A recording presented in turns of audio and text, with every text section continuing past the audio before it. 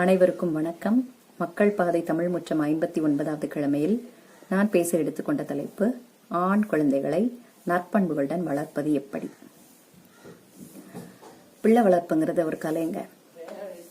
தலைமுறையா ஒவ்வொரு இடத்துலையும் அது மாறுபட்டுக்கிட்டே இருக்கு, இடத்தை பொறுத்து, காலத்தை பொறுத்து. ஆனா இந்த காலகட்டத்துல, தொழில்நுட்ப வளர்ச்சி அதிகரிச்சிருக்கிற இந்த காலகட்டத்துல ஆண் குழந்தைகளை வளர்க்கறதுங்கிறது ரொம்ப கடினமான விஷயமா தான் இருக்கு.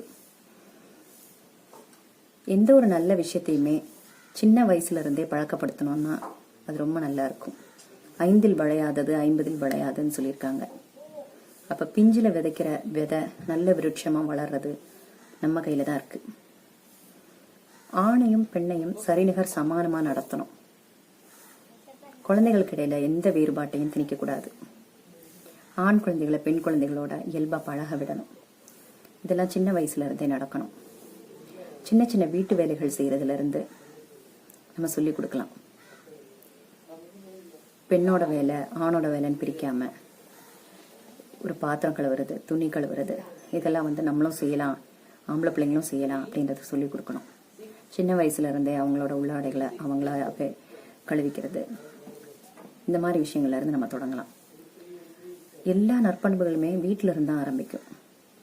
ஒரு அம்மா நல்லா மதிக்கப்படுற இடத்துல வளர்ற ஒரு ஆண் குழந்தை நல்ல குழந்தைய வளருங்கிறதுல எந்த சந்தேகமே கிடையாது. நம்ம முன்னுதாரணமா, நல்ல முன்னுதாரணமா பெற்றோர்கள் இருந்து அந்த குழந்தைகளை வழி நடத்தணும். ஒரு வீட்டுல அப்பா அம்மாவுக்கு உதவி செய்யறத பார்த்து அந்த குழந்தை உதவி செய்யறத படிச்சுப்பாங்க. இறக்க குணம், உதவி செய்யற நல்ல மனப்பான்மை, ஒரு நேர்மையாளனா இருக்கிறது, தன்னம்பிக்கையோட இருக்கிறது, எல்லாத்தையுமே குழந்தை வீட்டுல இருந்தா முதல்ல கத்துக்க ஆரம்பிக்கும். நம்ம செய்யற ஒவ்வொரு செயல்ல இருந்தும் குழந்தைக்கு அதை உணர்த்தணும். இப்ப தொழில்நுட்ப வளர்ச்சி அதிகமாயிடுச்சு. கைபேசி உபயோகிக்காத ஆளே இல்லை. அதனால நிறைய பெற்றோர்களால தங்களோட குழந்தைகளோட நேரம் செலவிட முடியல. ஆனா அந்த தவறை நம்ம பண்ணக்கூடாது. ஒவ்வொரு குழந்தையோடையும் அதிகமா நேரம் செலவிடணும். தனிமையில உட்காந்து பேசணும். அந்த குழந்தை அந்த சூழ்நிலையை நல்லபடியா உணருதான்னு நம்ம தெரிஞ்சுக்கணும். முக்கியமா ஆண் குழந்தைகள். சின்ன வயசா இருக்கும்போது பெரிய பிரச்சனைகள் எல்லாம் வர்றதில்லை. ஆனா ஒரு பருவ வயது வரும்போது ஹார்மோன் மாற்றங்களால குழந்தைங்க உணர்வுகள்ல மாற்றங்கள் ஏற்படும். வீட்டுல இருக்க பெற்றோர், அம்மா அப்பா 2 பேருமே நல்ல தோழனாவும் தோழியாவும் இருந்தா மட்டும்தான் குழந்தைங்க அவங்களோட பிரச்சனைகளை நம்ம கூட பகிர்ந்துப்பாங்க. அந்த அளவுக்கு நம்ம அவங்களுக்கு இடம் தரணும்.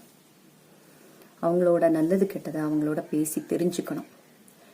ஆண் குழந்தையோட நடவடிக்கைகளை கண்காணிக்கணும். அவங்க நல்ல ஆளுகளோட தான் பழகுறாங்களான்றதை நம்ம தெரிஞ்சு வச்சுக்கணும். குழந்தைக்கு தெரியாத நம்ம சொல்லி கொடுக்கணும். குறிப்பிட்ட விஷயங்கள் அம்மா சரி பண்ணிப்பாங்க.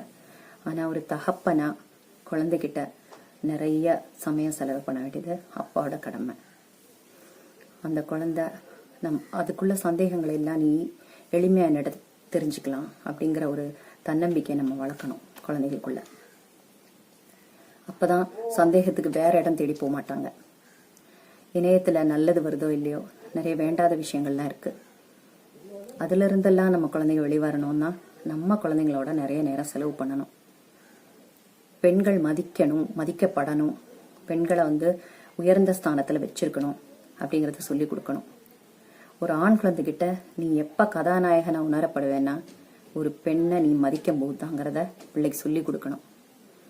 அது வீட்டுல உள்ள அம்மா, தங்கச்சி, அத்தை, இந்த உறவுகள் மாத்திரம் இல்லை, வெளியில இருக்கிற எந்த பெண்களுக்கு ஆனாலும் நம்ம ஒரு அரணாவும் பாதுகாப்பாகவும் இருக்கணும். அப்பதான் நீ ஒரு கதாநாயகனா உணரப்படுவேங்கிறத ஆள் மனசுல குழந்தையா இருக்கும் போதே நம்ம விதைச்சிடணும். பெண்களான நம்ம வீட்டுல எப்படி மதிக்கப்படுறோம் அப்படிங்கறத பார்த்துதான் குழந்தைங்க வளருவாங்க. அதனால வீட்டுல இருந்தே நல்ல நல்ல விஷயங்களை சொல்லி கொடுக்கறதுல தவறக்கூடாது. இந்த மாதிரியா வளர்க்கப்படுற ஒவ்வொரு குழந்தையும் நல்ல குழந்தையா வளருங்கிறதுல எந்த சந்தேகமும் இல்லை. நம்மளோட கடமை நல்ல குடிமக்களை உருவாக்குறது, முக்கியமா நல்ல ஆண் மகன்களை உருவாக்குறது. இந்த மாதிரி இருந்தா எல்லாருக்குமே நல்லதே நடக்கும். இந்த சமுதாயமும் நல்ல வெற்றி பாதையில போகும் அப்படிங்கறதுல எந்த சந்தேகமும் இல்லை. இந்த வாய்ப்பளித்தமைக்கு மிகவும் நன்றி. வணக்கம்.